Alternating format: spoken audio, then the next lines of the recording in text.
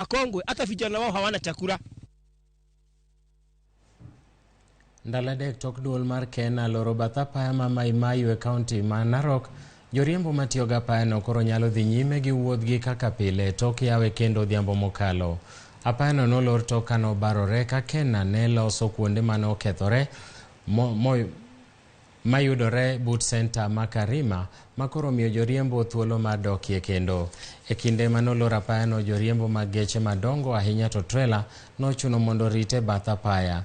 Gikwayo piny owacho mondo mi omany duoko mosiko ne apaya no masiko kethore sama koth chwe.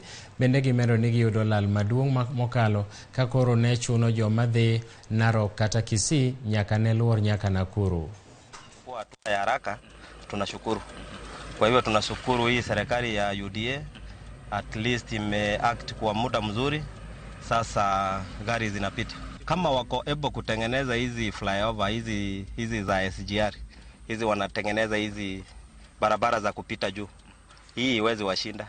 Kwa hivyo wanaweza tengeneza kitu kama concrete columns hapa mahali inavunjika juu ilivunjika last time hapo, this time imevunjika. Kwa hivyo wakitengeneza concrete alafu waweke ka flyover, hiyo ni lasting solution. Kuna mwaka mwingine ilikuwa imekatika pia 2018.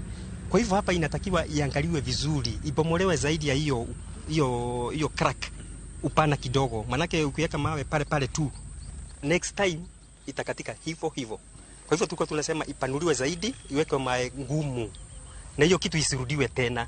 Manake you have a lot of challenge hapa. Kuna hii dry pot. Wajua